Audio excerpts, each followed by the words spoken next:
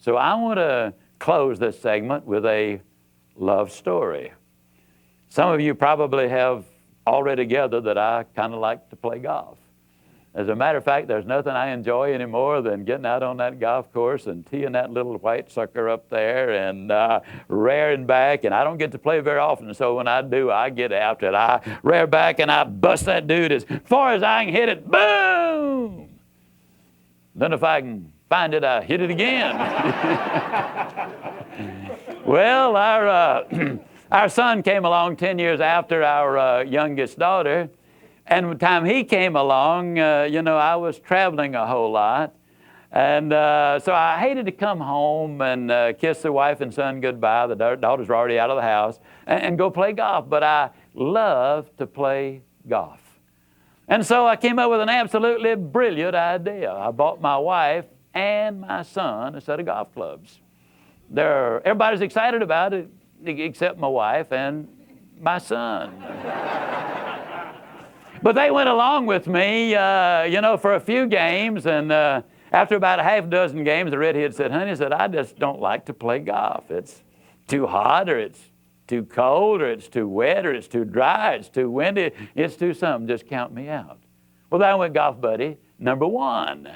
But she said, "Now, you and Tom need to keep playing because he likes to spend time with you, and you like to spend time with him, so y'all be about it." Well, by the end of the summer, my boy said, "Dad," said, "I don't hardly know how to tell you this." Said, "Because I know how good you like to play golf, and you like to be with me, and Dad, I like to be with you too, but Dad, I just don't like to play golf. Now I'll go fishing with you, I'll wrestle with you, I'll throw the football with you, I'll do all these things with you, but Dad, I just don't like to play golf." So there went golf buddy number 2. Well, for the next couple of years, I didn't have much golf in my life. And then one night, I was at home. We went out to dinner. My sticks were in the trunk of the car. We rode past the driving range, the old Dal Rich driving range over here on North Central Expressway. And all of a sudden, my son said, "Dad, let's stop and hit a few." Well, my boy's a smooth talker. So we stopped to hit a few. We've been hitting a couple of minutes. He said, "Dad, let me borrow one of your woods." And so I gave him my 4-wood, and he reared back, and he busted that sucker about 40 yards further than he'd ever hit a golf ball before in his life. Now, when he turned around, that smile on his face clearly said, "Ziglar, you got yourself a golfing buddy now."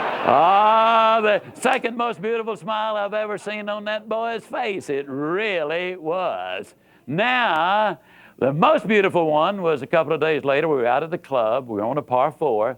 He took that 4-wood and he reared back and he busted that sucker right down the middle. Had a little draw on it. Hit the ground running like a scared rabbit. Stopped dead center. Perfect position right in the middle of the fairway.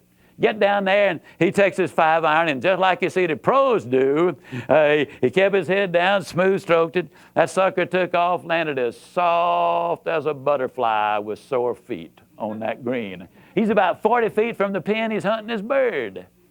Now, if you're not a golfer, that means if he sinks the putt, he is 1 under par on this hole. If you don't know what that means, it means he done good, okay? So I showed him how to line up, and I showed him how to stroke it, and just like that ball had eyes, it went straight to the bottom of that cup. When that ball hit the bottom of that cup, that boy jumped straight up in there about 6 feet. Still beat me to the ground by 4 seconds. I'm telling you, you're talking about excitement. This was, as he would say today, a time of great rejoicing. I grabbed that boy and hugged him. We did a victory dance there for a couple of minutes, and all of a sudden it occurred to me that I had a problem. I was on the green in 2 also. I was only about 8 or 10 feet from the pin. I was hunting my bird. Now, I knew if I missed it, he'd figure I'd done it on purpose so he could win. That would have given him a cheap victory, which in the final analysis is quite a loss. So I determined that I was going to do the very best I possibly could, so that if I did miss it, then I could honestly say, "Son, you won it fair and square."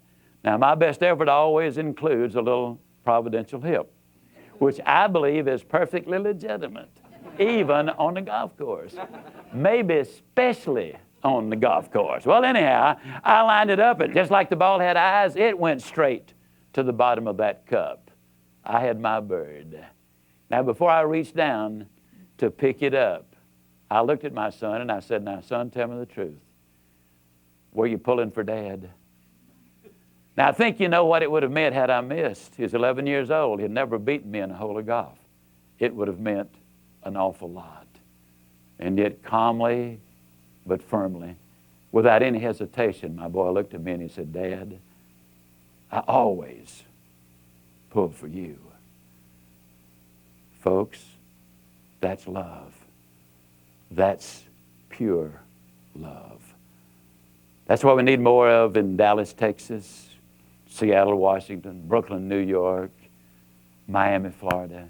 It's what we need in every home, in every county, in every state in this union. It's what we need in every organization where when we're dealing, whether it's a salesperson selling or whether it's a manager trying to guide and instruct the individual, whether it's a husband and wife relationship, whatever the relationship is, and we're trying to persuade them to do something.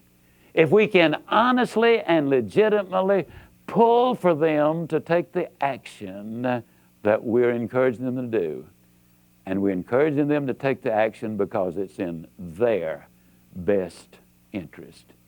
At that instant, you become more professional, more proficient, more effective, more of a genuine, loving, caring human being. Because somebody else said it long ago and said it so well. People don't really care how much you know until they know how much you care about them.